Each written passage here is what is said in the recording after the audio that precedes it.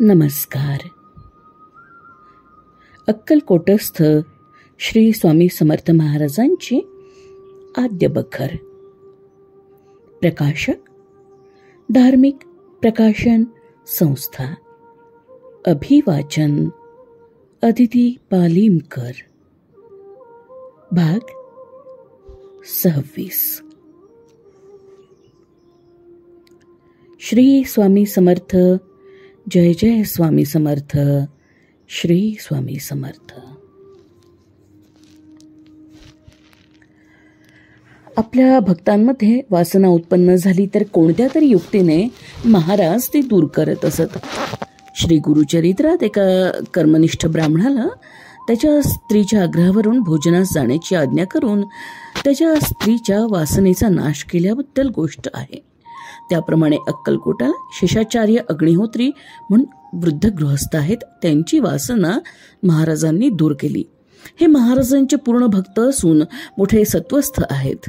महाराज असताना ते नित्य दर्शनास जात असत. महाराजांचं त्यांच्यावरती फार प्रेम होतं. महाराज कितीही रागात असले तरी अग्निहोत्री बुवांनी खुशाल जाऊन महाराजांच्या चरणी मस्तक ठेवावं. त्यांचा मुळीच राग न धरता महाराज आवडीने त्यांना दर्शन देत आणि तपकिरीची डबी जर त्यांनी पुढे केली म्हणजे तपकिरीची चिमूट घेऊन महाराज ओढत असत. याप्रमाणे नित्यक्रम चालला होता. महाराज रागात असताना मोठ्या मोठ्या लोकांची पुढे तोंड करण्याची छाती होत नसे, पण भक्तिप्रिय श्रीपतीही आपल्या भक्तास दयाळूपणाने दर्शन देत. अग्निहोत्री बुवांची इतकी निस्सीम भक्ती होती की श्री समर्थांच्या चरणांवर मस्तक ठेवलं म्हणजे कुलदैवत श्री व्यंकटेश महाराजच आहेत अशी भावना धरून ते दर्शन घेत असत. बुवांकडे अग्निहोत्र असून नित्य कुरान्न मागून ते आपला निर्वाह करत. याप्रमाणे पुष्कळ दिवस क्रम चालला. महाराजांपुढे पेढे आणि बर्फीच्या ताटे भक्तजन आणून देत असत, घेऊन येत असत आणि लहान लहान अर्भकास आणि सर्व लोकांना महाराज पेढे बर्फीचा प्रसाद देत. अग्निहोत्री बुवांच्या मनात अशी गोष्ट आली की महाराज महार लोकांच्या पोरांना बर्फी वाटतात पण आपल्याला काही प्रसाद देत नाहीत. आता याच काय करावं. महाराजांनी कृपा करून तबक भर बर्फी आपल्याला दिली तर पोटभर खाऊन तृप्त होईल. ही वासना अग्निहोत्री बुवांच्या मनात उत्पन्न झालेली महाराजांना तात्काळ कळली आणि तेव्हापासून अग्निहोत्री बुवांचं दर्शन बंद झालं. जेव्हा दर्शनास यावं तेव्हा महाराज निजलेले असावेत असे नेहमी होऊ लागले. कित्येक महिने याप्रमाणे गेले. महाराज निद्रिस्थ असताना ते जागृत होई पावेतो वाट पाहून दर्शन घेऊन जावं असं बुवांनी मनात आणलं तर महाराजांनी निजल्याच नाना प्रकारच्या शिव्या द्याव्या. बुवांनी मनात विचार केला की महाराजांचं आपल्यावर इतकं प्रेम असून एकाएकी अशी इतराची झाली आणि दर्शनही बंद झालं. असा आपला अन्याय तरी कोणता झालाय. विचार करता शेवटी त्यांच्या लक्षात आलं की आपल्या मनात बर्फी खाण्याची वासना उत्पन्न झाली. तेव्हापासून महाराजांनी दर्शन बंद केलं. ते आठवून अग्निहोत्री बुवांना फारच वाईट वाटलं. महाराजांची स्वारी त्या दिवशी खासबागेत होती. अग्निहोत्री बुवा अग्निकुंडात जाळण्याकरता शेणाचे गोळे करावयास बागेत गेले होते. हे गेले तेव्हा महाराज निजलेच होते. त्यांना दर्शन झालं नाही. शेणाचे गोळे करता करता अग्निहोत्री बुवास पश्चात्ताप होऊन हातात असलेलं शेण त्यांनी आपल्या तोंडात घातलं आणि फार पश्चात्ताप पाहून म्हणाले, महाराज आजपासून जर मी बर्फी पेढे मागीन तर शेण खाईन. कृपा करून पूर्ववत मजला दर्शन देऊन प्रेम कायम ठेवावं. दीनदयाळ स्वामी महाराजांस भक्ताची करुणा आली आणि त्याच वेळेस जागृत होऊन कित्येक महिन्यात दर्शन दिले नव्हते ते अग्निहोत्री बुवांस त्यांनी दर्शन दिले. तेव्हा अग्निहोत्री यांनी हात जोडून मनातल्या मनात पुन्हा म्हटलं, महाराज तुमच्याजवळ बर्फी मागितली ही चूक झाली. आता मागेन तर शेण खाईल. असं मनात म्हटल्याबरोबर महाराज खदाखदा हसू लागले. पुढे पूर्वीप्रमाणे अग्निहोत्री बुवास दर्शन होऊ लागले आणि त्यांची भक्ती श्री स्वामी चरणी दृढ झाली अशी महाराजांची अघटित लीला असे. नरसप्पा सुतार या नावाचा स्वामींचा भक्त अक्कलकोटाला आहे. याच्या महाराजांच्या चरणी पूर्ण प्रीती जडली होती. नरसप्पाजवळ एक म्हैस होती. ती प्रसूत होऊन तिचे वासरू दरसाल मरत असे. जन्म होताच तडफड करून प्राण सोडावा अशी खोड म्हशीच्या संततीला लागली होती. वासरू मेल्यावर म्हशीनं दूध देऊ नये याप्रमाणे दाराशी म्हैस असून नसूनही सारखीच होती. नरसप्पाच तिचा काहीच उपयोग होत नव्हता. एक वेळ असा काही प्रसंग झाला की म्हैस विण्याच्या वेळी महाराजांची स्वारी त्यांच्या घरातच आली होती. नरसप्प्याने तिथे जाऊन महाराजांच्या चरणी मस्तक ठेवून प्रार्थना केली की महाराज, एवढं वासरू वाचवलं तर आपल्या कृपेने दूध तरी खाऊत.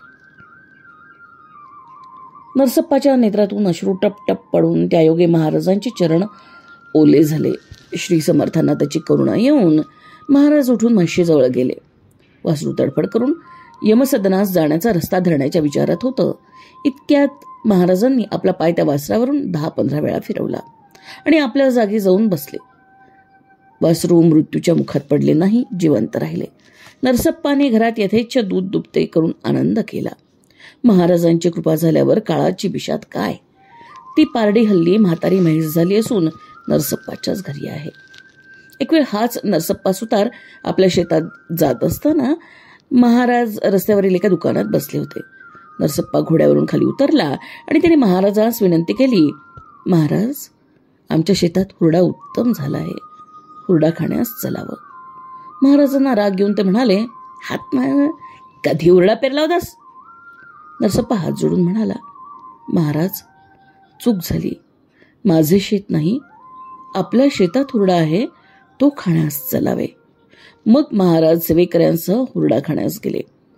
नरसप्पाने हुरड्याबरोबर खावयास ऊस वगैरे आणलं होतं. ऊस खाऊन महाराजांनी त्याची पेरं शेतात खेळता खेळता रोवून ठेवली. नरसप्पाने ते पाहून महाराजांची इच्छा आपण शेतात ऊस पेरावा अशी दिसते असं म्हणून ऊस शेतात पेरण्याचा निश्चय केला.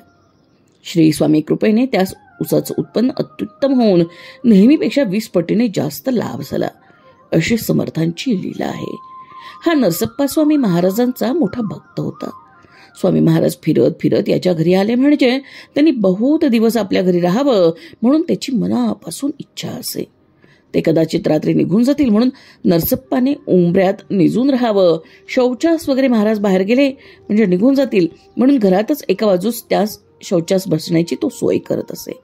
याप्रमाणे नरसप्पाचे महाराजांवर खूप मनापासून खरं प्रेम होतं. एक वेळ महाराज नरसप्पाच्या घरी 8 दिवस राहिले. तेव्हा सुगीचे दिवस असल्याने त्यांच्या मनात सहज आलं की सुगीचे दिवस आहेत, महाराज घरात असल्यानं शेतात तर काही जाता येत नाही, नुकसान होणार कसं करावं म्हणून सहज मनात आलं. अंतरसाक्षी महाराजांनी त्याचे अंतर जाणून प्रातःकाळी 4 वाजता निघून दरवाजा उघडून बाहेर जाऊ लागले. नरसप्पा उंबऱ्यात निजला होता. त्याने उठून महाराजांना न जाण्याविषयी विनंती केली. सुगीचे दिवस आहेत, तुला अडचण होते, सबब आम्ही जातो म्हणून महाराज त्याच्या मनात आलेले विचारांची त्याला खूण दिली. नरसप्पाच्या मनात पश्चाताप होऊन महाराजांना राहण्याविषयी त्याने पुष्कळ विनंती केली, पण त्यावेळी महाराज त्याच्या घरी राहिले नाहीत. महाराजांच्या भक्ताच्या मनात आलेली गोष्ट दुसाध्य असली तरी महाराजांच्या कृपेने ती सुसाध्य होत असे. सोलापूर तालुक्यात बोरमणी नावाचं एक गाव आहे. तिथे गणपतराव म्हणून एक लिंगायत वाणी राहतात. तो महाराजांचा भक्त होता. प्रत्येक पौर्णिमेला तो अक्कलकोटाला महाराजांच्या वारीस येत असे. एके वर्षी गणपतरावांनी आत्मकार्यास त्या गावच्या कुलकर्ण्यांपासून 400-500 रुपये कर्ज काढून त्याच्या फेडीस आपलं शेत 5 वर्ष कुलकर्ण्यांकडे ताबे गहाण लिहून दिलं.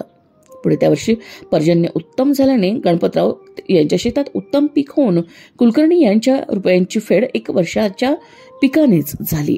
आता गणपतरावांच्या तोंडास पाणी सुटलं. त्याला वाटलं कुलकर्णी यानं काही नफ्याबद्दल जास्त रुपये घेऊन आपलं शेत सोडून द्यावं. पण कुलकर्ण्याकडे शेत लिहून दिलं असल्याने आणि कुलकर्णी अप्पा वस्ताद असल्याने गणपतरावांचे मनोरथ पूर्ण होणे अशक्य होते. गणपतराव यांच्या मनात मोठी झटपट लागून राहिली. अक्कलकोटाला वारीस गेला असता हेच विचार मनात घोळत होते. महाराजांचं दर्शन घेऊन हात जोडून उभा राहिला. श्री स्वामी समर्थांनी त्याचं मन जाणून तिथे टपालाचा शिपाई पत्र वाटण्यास जो आला होता त्याला गणपतरावांच्या हातात एक लखोटा देण्याची आज्ञा केली आणि महाराजांची आज्ञा ती सर्व मान्य करत. टपालवाल्यानं एक पत्र गणपतरावांच्या हातात दिलं. मग भुजंगा शिपाई तिथे होता. त्याला महाराजांनी आज्ञा केली की गणपतराव साहेबांचा बंगला नेऊन दाखव. त्याप्रमाणे भुजंगाने केलं. गणपतरावास त्या कृतीपासून काही बोध होईना. त्यानं महाराजांजवळच्या सेवेकऱ्यास या महाराजांच्या कृतीचा अर्थ विचारला, पण कोणालाच काही सांगता येईना. गणपतरावांच्या मनात सर्व दिवस महाराजांची कृती घोळत होती, पण त्यापासून काय समजावं हा त्यास काही बोध होईना. विचार करता महाराजांच्या कृतीचा अर्थाचा प्रकाश एकदम गणपतरावांच्या हृदयात पडला. त्याला वाटलं, लखोटा घेऊन साहेबांच्या बंगल्यावर जाण्याची आज्ञा झाली, याचा अर्थ साहेबांकडे अर्ज करावा असाच आहे. गणपतरावांनी मग अर्ज लिहून सोलापुरास मामलेदारास यांच्याकडे तो दिला आणि अर्जाची चौकशी चालली. गणपतरावाचे साक्षीदार गणपतरावाच्या वतीनं सांगू लागले, कुलकर्ण्यांचे साक्षीदार त्यांच्या तर्फेने सांगू लागले. गणपतरावाचे म्हणणे होते की आपण 1 सालच्या कराराने शेत खेळण्यास दिले, तसा त्याने पुरावा दिला. मामलतदाराने दोघांचा सारखा पुरावा पाहून 80 वर्षाचा एक म्हातारा शेतकरी शोधून सरकारतर्फे त्याची साक्ष घेतली. त्याचं शेत गणपतरावांचं असून त्या साली कुलकर्ण्यानं ते खेळलं आणि त्यास 400-500 रुपयाचा माल उत्पन्न झाल्याचं म्हाताऱ्याने सांगितलं. मामलेदाराला वाटलं, एवढ्या उत्पन्नाचं शेत 5 वर्ष कुणी 400-500 रुपयांकरता लावून देईल हे संभवत नाही. कुलकर्णी लोक लुच्च असतात. त्यातून खटल्यातील कुलकर्णी कामदार असल्यानं तो आपलं वजन वापरत असला पाहिजे आणि तसा पुरावा आणू शकतो आणि दस्तऐवज बेभरवशाचे ठरवून मामलेदाराने शेताचा कब्जा गणपतरावाला दिला. बुद्धिदाते श्री समर्थ आपल्या भक्तास अनुकूल अशी बुद्धी मामलेदाराला देऊन भक्ताचं मनोरथ पूर्ण करतात आणि गणपतराव मग अक्कलकोटाला येऊन श्री स्वामींचे प्रेमपूर्वक दर्शन घेऊन घडलेली हकीकत त्याने सेवेकऱ्यांना सांगितली. कोंडू नाना वाकणीस हे अक्कलकोटच्या राजेसाहेब यांच्या पदरी नौकर असून श्री समर्थ स्वामी महाराजांचे भक्त होते. एके दिवशी कोंडू नाना बहिर्दशेस गावाबाहेर जाऊन खासबागेच्या विहिरीवर मुखमार्जन करण्यास उतरून हातपाय धुत आहेत.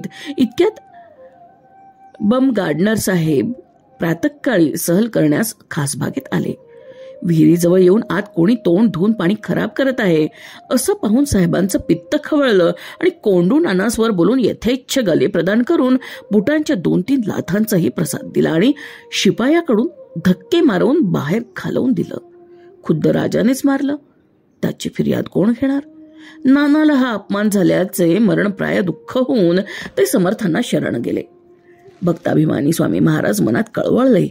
त्यावेळेस काही एक न बोलता काही दिवसांनी महाराज बंबसाहेबांच्या बंगल्यांवर गेले. आगत स्वागत करून, महाराज आपण का आला म्हणून प्रश्न केला असता भलत्याच शब्दांनी त्याचा जबाब देऊन, तांदूळ धुतलेलं पाणी पिऊन बस जा असे महाराजांनी म्हटले. साहेबांनी त्यांना खुर्ची बसण्यास दिली असता त्यावर न बसता रागाने महाराज निघून गेले. नंतर थोडक्याच दिवसांनी भक्तजनांच्या अभिमानी महाराजांनी काय चमत्कार केला पहा. बंबसाहेबांनी ज्या पायातील बुटांनी कोंडू नानाला लाथा मारल्या होत्या त्या पायात रात्री विषारी किरडू चावल्याचं निमित्त होऊन दुःख झालं आणि ते इतकं वाढलं की तो पाय कामातून गेल्यासारखा झाला. त्यामुळे घोड्यावर बसण्याचं मुळीच खुंटलं. कारण परत्वे बाहेर जाण्याचा प्रसंग आल्यास मेन्यात बसून साहेब जाऊ लागले. बंगल्यातले बंगल्यातही कुबडीशिवाय त्यांना फिरवत नसे. याप्रमाणे ते व्याधीग्रस्त होऊन केवळ पराधीन झाले. साहेबाने डॉक्टरी उपाय पुष्कळ केला पण गुण येईना. शस्त्रवैद्यांनी पाय कापला पाहिजे म्हणजे इम्प्युटेशन केलं पाहिजे, त्याशिवाय बरा होणार नाही म्हणून मत दिलं. बंबसाहेबांना तो विचार काही मान्य होईना. श्री स्वामी समर्थांची कीर्ती ऐकून एके दिवशी त्यांच्या मनात आलं की आपल्या पायाबद्दलची गोष्ट महाराजांजवळ बोलून पाहावी. मोरोकाशी म्हणून अक्कलकोटचे पेन्शनर मामलेदार होते. त्यांना साहेबांनी बोलवून आपल्या बद्दल महाराजांच्या जवळ गोष्ट काढावी असं सांगितलं. मोरोकाशीनं महाराजांजवळ जाऊन प्रार्थना करताच ते म्हणाले, तांदूळ धुवून त्या पाण्यातच मग हे म्हणजे आळूचं जे गड आहे ते कुस्करून ते पाणी प्यावं आणि पायासही लावावं म्हणजे पाय बरा होईल. ही आज्ञा मोरोपंतांनी साहेबांना जाऊन कळवली. त्याप्रमाणे औषध करताच बंबसाहेबांच्या पायाचं 2-3 वर्षांचं दुःख 8 दिवसातच बरं झालं आणि पाय पूर्वीप्रमाणे चांगला झाला. तेव्हापासून बंबसाहेबांची महाराजांच्या ठिकाणी चांगली भक्ती बसली. अक्कलकोटस्थ श्री स्वामी समर्थ महाराजांची आद्य बखर भाग 26 समाप्त. क्रमशः. धन्यवाद. श्री स्वामी समर्थ. जय जय स्वामी समर्थ. श्री स्वामी समर्थ.